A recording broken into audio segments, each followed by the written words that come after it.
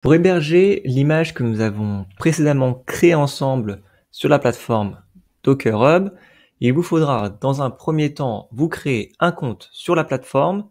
Une fois que cela sera fait, vous pourrez créer un repository. Créons un repository ensemble. Cela va permettre de créer un espace pour votre image. On va appuyer sur le bouton Create a Repository. Nous allons lui donner le même nom que nous avons donné en local. On l'avait appelé website. Je porte votre attention sur les commandes qui sont à droite. Ici, Docker Hub vous donne des conseils et vous donne les commandes à réaliser pour pouvoir ensuite après pousser votre image sur Docker Hub. Dans un premier temps, ici, il faut renommer l'image qu'on a en local avec le nom du repository. Donc ici, il faudra faire référence à notre nom d'utilisateur avec le nom de l'image qu'on a créée. Et ensuite, après, on pourra la pousser tout simplement. Ici, on va mettre en visibilité publique notre repository afin que d'autres puissent l'utiliser et on va appuyer sur le bouton Create. Voilà, le repository est prêt. Maintenant, je peux retourner là où j'avais créé mon fichier Dockerfile.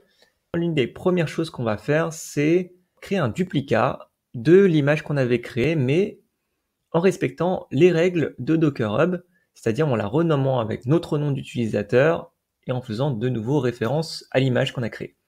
Pour ça, on va faire la commande docker tag. On va faire appel à notre image que nous avons créée. C'était website version 1. Et on va l'appeler, du coup, notre nom d'utilisateur. Donc, moi, dans mon cas, c'est Frédéric Buy, /website, V1.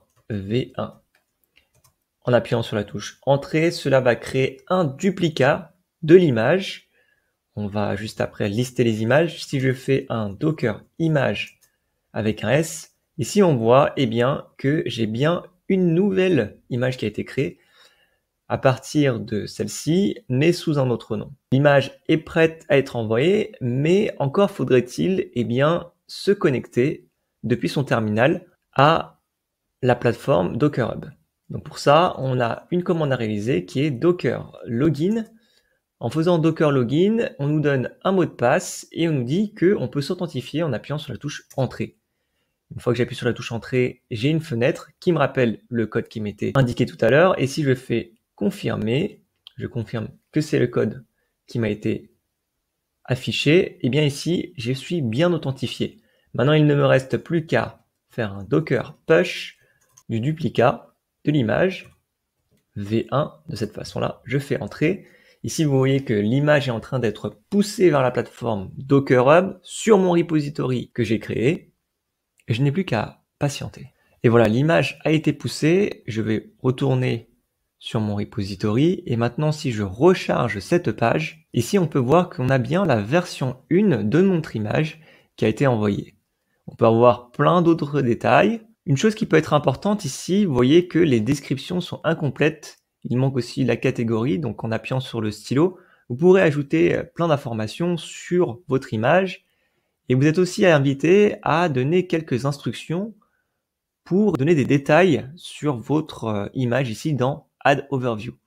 Ainsi, en remplissant tous ces champs, votre image pourra être recherchée ici dans la barre de recherche par d'autres utilisateurs.